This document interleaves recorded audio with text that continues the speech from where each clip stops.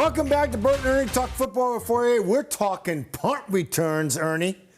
Take a look, and we're talking Marcus Jones taking it 87 yards to the house. Oh. How did it happen? Well, the first thing was you got to understand the way you approach punt returns and the situation. So on the first one, Carolina had the ball. It was about 4th and 8 on the Patriots side of the 50.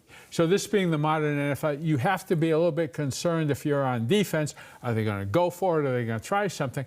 So they put out what Coach Vrabel called in his post-game conference the gray team. The gray team. The gray team. So you've got 4 defensive linemen in there.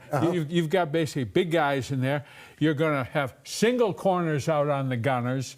And the big thing you want here from your returner in this situation is to have good judgment how to field the ball back close to his own end line.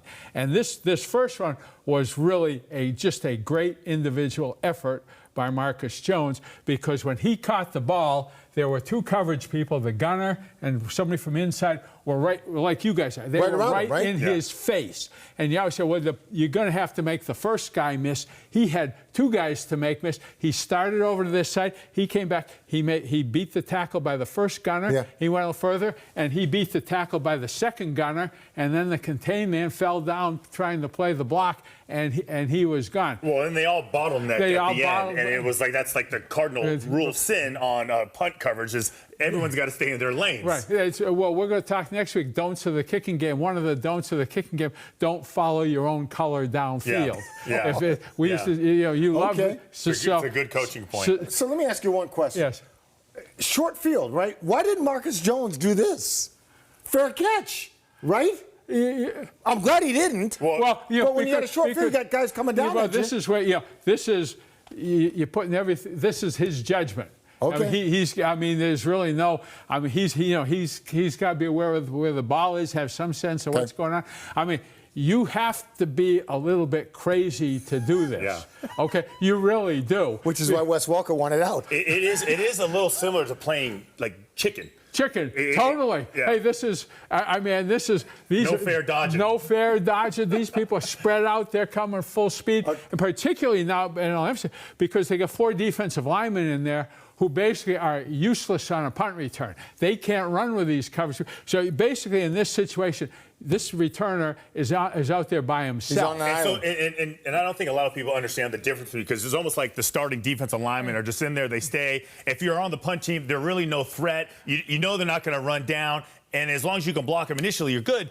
But for him, it's even I would say scarier, because they're freely releasing. See, well, the one thing you got to understand about what happened. Okay, so the rules on the punt team: the only 2 people who can go downfield before the ball is kicked are the 2 gunners. Okay. So these people, and the gunners. This is the Wild West out here. So these guys got to stay here. They have got to stay there until the ball is kicked. Okay. So then what happens? And then what happens? Basically they're all going to block, and then they will fan out. So most of the time, it's your slot is going to have to come out and be the contained man. The gunner is going to come try to force the returner, and you'll have somebody contained. Well, so what happened here? You've got this gunner, and one of the other coverage guys was right in his face. He made this gunner miss. He made that gunner miss, and then the contained man was coming in to play the block and basically went to the ground, and there he goes. 87 yards to the house.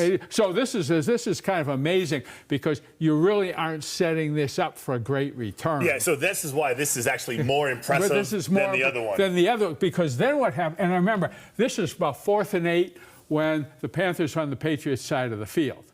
The second one, where he didn't quite make it to the house, but they really could get the return set up. The kicker got him. The punter got him. Well, he tripped him up just enough. But Carolina had it was like fourth about 13, and they were back in their own 20. You're not that worried about them going for it in that situation. So what they could do here was, first of all, they could double both the gunners.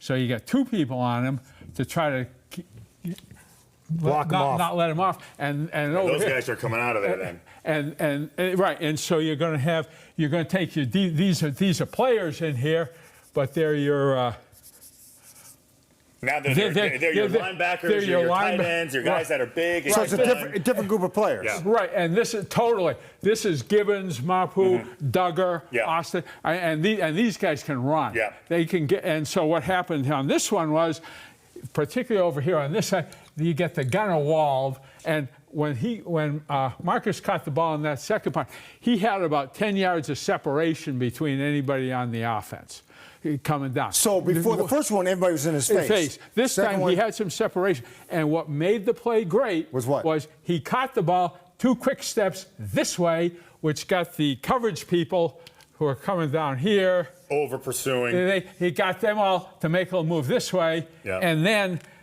he came coast to coast because he caught the outside the right numbers. He went laterally about 40 yards this way before he turned up. And then these guys did some great jobs blocking here because now the special teams players, they could run with these coverage people. And, with the new rules, it used to be, Steve, when you were playing, you could just light somebody up on a block. Yeah. You can't do that anymore with blindside blocks. So you saw them coming down, and they were just trying to shield them. Just shield. But they didn't hit anybody. They just shielded them. They got in the way. So you got the gunners blocked, you got these guys shielded, and he's coming this way. And, you talk about second effort hustle play.